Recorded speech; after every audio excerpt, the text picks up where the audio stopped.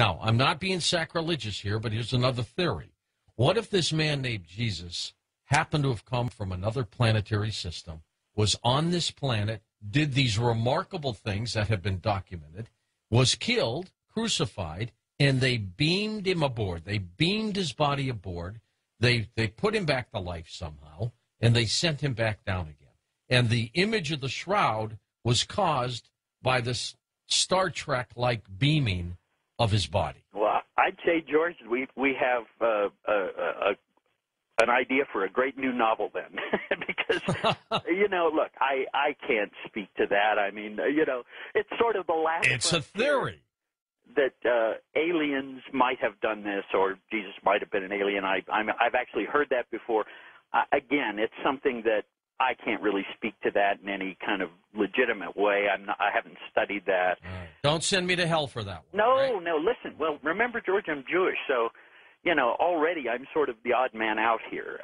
It's sort of an ironic situation that I have found myself in after all these years of being on your program and documentaries and doing interviews and lectures on the Shroud of Turin, something I never dreamed I would. Well, are you at conflict with yourself, with your own beliefs? Not at all. Not at all. And then let me quickly go back to the beginning and tell you how I got involved, and it'll sort of give you a sense of what I was thinking at the time, and then I can tell you what I'm thinking now. Well, because Jewish people believe Jesus was real, but they don't believe he was the Messiah, right? Exactly. And that's the point. But I had a photographic studio in Santa Barbara, California, back in the 70s, and I specialized in scientific and technical and medical things, but I did all kinds of work, commercial studio. Mm-hmm. I was hired as a consultant on a photographic project for Los Alamos National Laboratories. And, of course, with Los Alamos, that it had to be something to do with atomic bombs. That's their primary product there, or at least it has been over the decades. After 7 months of working on this project with the folks at Los Alamos, I was finished and I moved on. A few months later, the gentleman I worked with on that project called me up and he said, "Barrie, what do you know about the Shroud of Turin?" And my answer was telling. I said, "But Don, I'm Jewish." That was my first response. And then he reminded me that he too was Jewish, and and he said, "Look, some guys have found some new properties of the image on the shroud. They're trying to put a team together and maybe get permission to examine it and try and determine how this image was formed." Well, I was interested in the image properties because I'm a photographer, but I was very hesitant and felt very uncomfortable being involved with something that was so obviously a Christian relic, and I wasn't a Christian. Well, don't forget, Jesus was Jewish. Well, so a few months into the project, I turned to Don Lynn, may he rest in peace. He was the imaging project manager at the Jet Propulsion Laboratory for the Voyager, Viking, Mariner, and Galileo probes, just to name a few. He was the true imaging expert of our team. And I remember saying to Don one day, "Gee, Don, what's a nice Jewish boy like me doing involved with this?" And he said exactly what you said, George. He said, "Barrie, have you forgotten that the man in question is a Jew?" And I said, "No, I know that." And he says, "So you don't think God wants one of his chosen people on our team?" And I laughed. And then he gave me some good advice. He said, "Look, go to Turin, do the best job you can, stop worrying about why.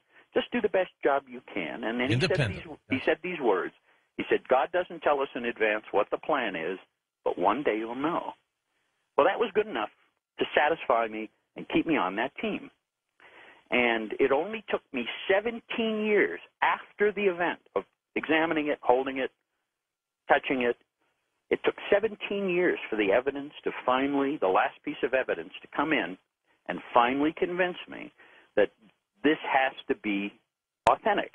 I'm going to quote Arthur Conan Doyle, who once said that if you eliminate all the other possibilities, whatever remains, no matter how improbable, is the likely answer. Yep. And in the case of the shroud, by eliminating all the possibilities, the only thing I was left with was that this is an artifact of the historic Jesus. Well, have we eliminated all the possibilities? Well, all the known possibilities to date, I think, there have been, as you know, hundreds of efforts over the decades, especially since we came back from Turin in '78, at duplicating the image on the shroud and at saying, "Oh, look, it's a photograph, it's a painting, it's a rubbing, it's a scorching with a hot statue." Well, George, it can't be all those things, and it doesn't have the properties of any of those things. So it's neither a painting nor a photograph nor a rubbing nor a scorch with a hot statue. I mean, we did tests. Look, it was not unusual for us to understand at the time that this cloth might have been a painting. So we took all the tests possible to look for patent pigments. Hey, Barrie, when we come back, Jerry Corsi is going to join us for a half hour or so as we continue talking about your work, Turin's Shroud, the illustrated evidence. I'm George Norrie, back in a moment on Coast to Coast AM.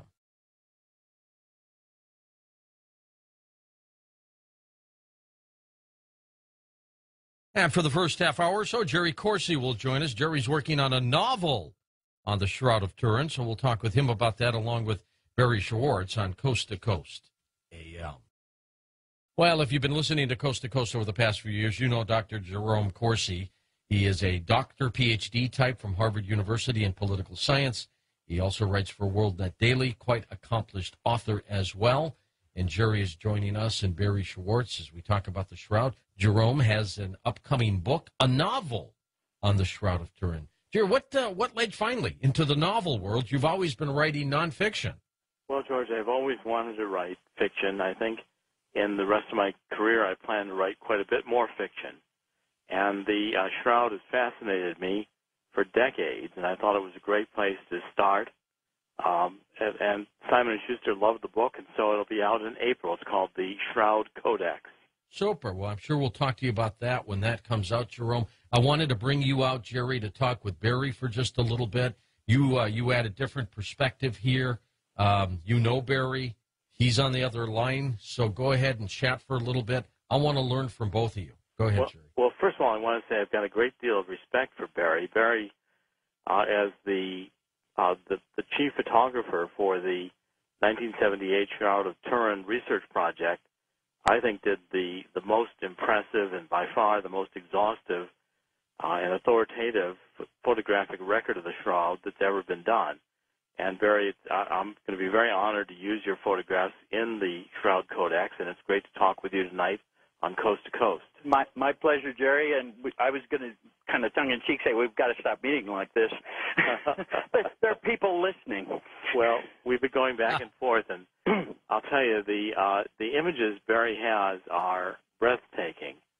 And it's one thing to read about the Shroud. It's another thing even to see the photographs that are reproduced in many books. But when you see the high-quality photographs that Barrie's got, you realize this is the photograph of a real man that's in the Shroud. It's very impressive, and it adds a whole other dimension to the appreciation of what the Shroud is all about. Well, I appreciate that, Jerry. You know, I got to say this, George, that typically most of the people I deal with are writing nonfiction works. Mm-hmm. On a few occasions, somebody will come along that wants to do a work of fiction, and I'm willing to I'm happy to work with anyone who is interested in getting accurate information about the Shroud of Turin. And when Jerry approached me, I could tell immediately, just by looking at his credentials, that I was dealing with somebody who was a real scholar in his own right and a great writer and an author. And so I was happy to work with him to try and provide him with the kind of materials that he needs to illustrate, even though it is a work of fiction, to illustrate his book. Well, one of the things that really, I've got the anatomical accuracy of the man in the Shroud of Turin, Barrie's photographs capture. I just want to kind of plunge in on one or two points. In my novel, I focus on several of the really terrible aspects of the crucifixion of this man in the Shroud of Turin, whom I do believe is Jesus Christ. I think it's an authentic document. I think it's an authentic relic, the burial cloth of Jesus Christ. Mm-hmm. But I'm writing at length in the novel, Shroud Codex, about the scourge marks, and the scourge marks on the body are horrifying. I mean, there must be the scourging had to be so brutal that the man in the Shroud must have almost died from the scourging. The scourging was with a flagellum, a Roman whip, short leather thongs with these dumbbell metal weights at the end of each thong. Oh, they snap when you get hit, right? Yeah, they're terrible. And various photographs are just capture the detail in such a tremendous ability to visualize in 3 dimensions just looking at the photographs. And Barrie, would you agree on that?